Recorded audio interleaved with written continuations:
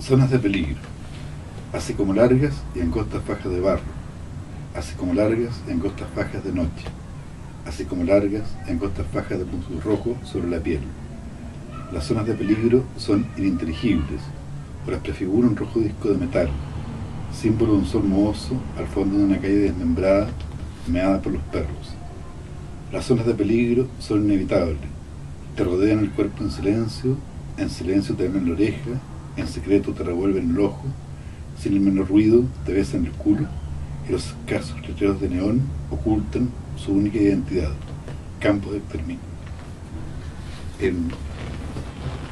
Con ese poema parte el primer libro que publiqué, que era una suerte de plaqueta, que no la tengo ahora porque se me perdió en múltiples cambios. ¿Cuál es el nombre? Zonas de peligro. Zonas de peligro. Y eso lo publiqué en Concepción, el año, si no me equivoco, 84, 85, exacto. Claro que un texto, un libro, o una parte de un libro que después va a ser como la primera parte de Zipango, que,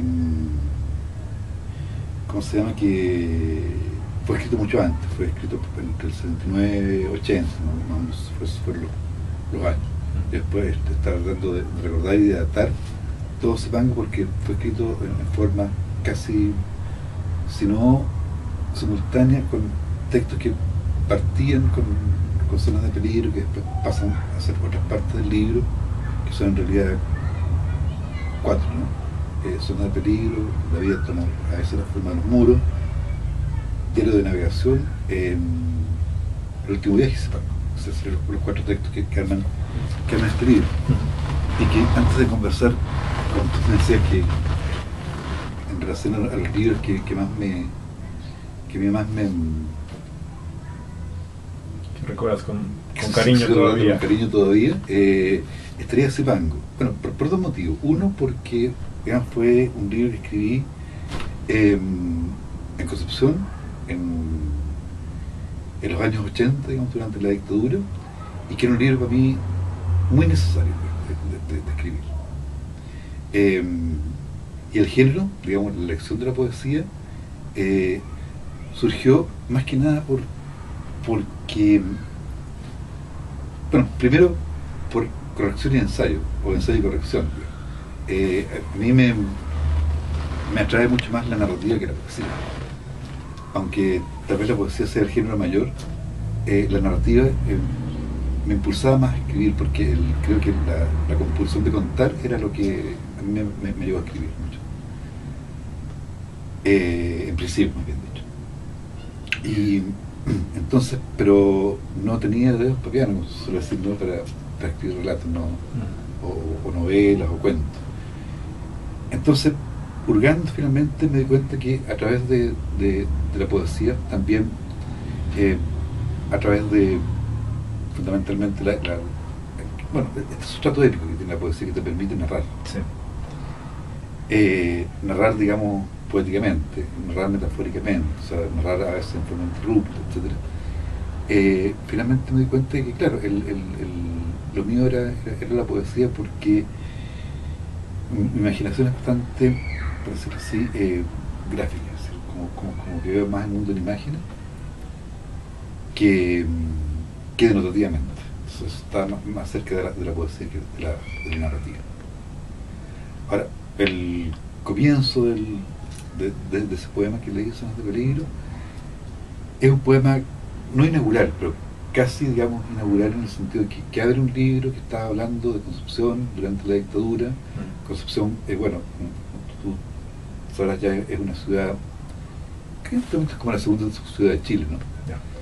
Que tuvo un pasado, digamos, bastante esplendoroso antes de la dictadura, tanto político como literario, digamos.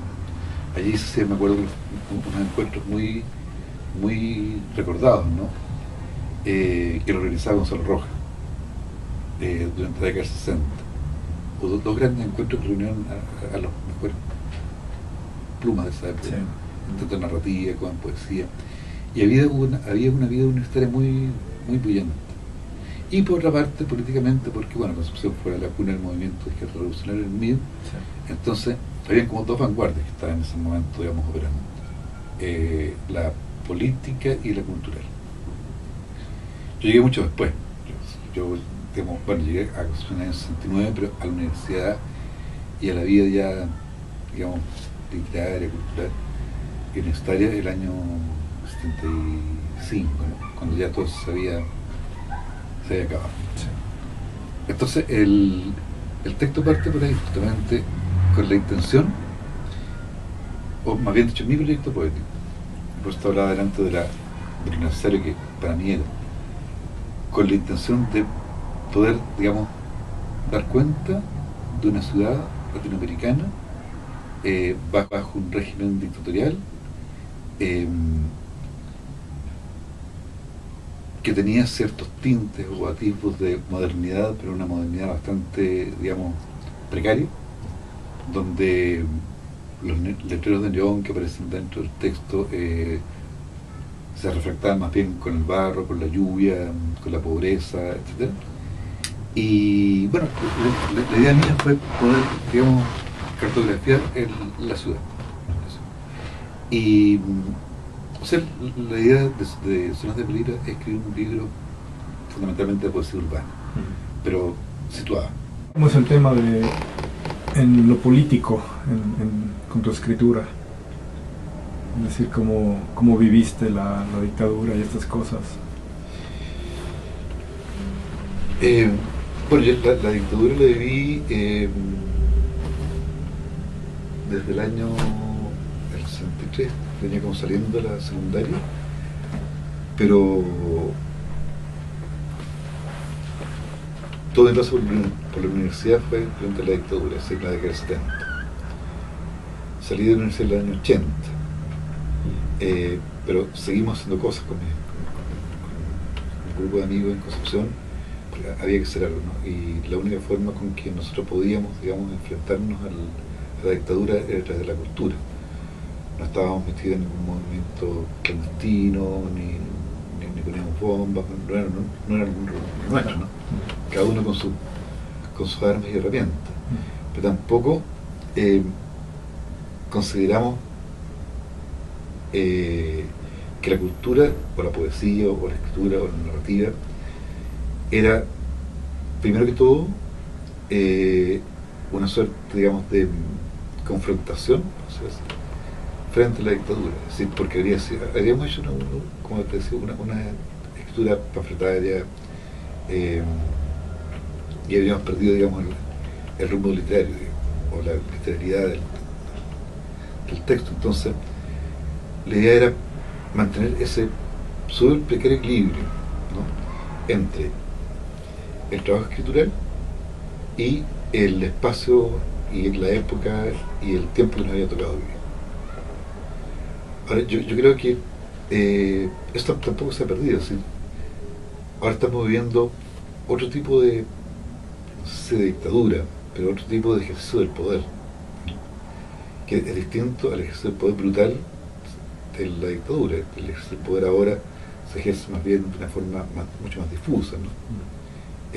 Menos situada, menos centrada. El enemigo es más invisible, más evanescente.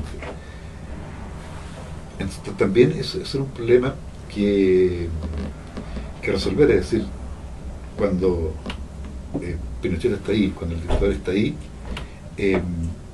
la tentación, digamos, de empezar a escribir panfletos en contra del tirano es grande. Pero yo creo que logramos, digamos, salvar la situación y no caer en una escritura, digamos, política, por decirlo así, en el más sentido del término, ¿no?, o avanzada o panfletaria.